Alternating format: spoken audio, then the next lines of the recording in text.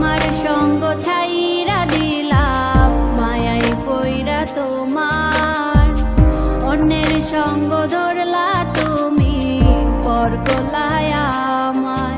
তুমি দেখা যাও গো আমার লাজ গো দাফনের আগে, তুমি দেখা যাও গো আমার লাজ গো দাফনের আগে। যদি ধরতে না পারি গো বন্ধু তোমারই হাতে, তবে বেঁচে থাকার মানে হয় না এই পৃথিবীতে।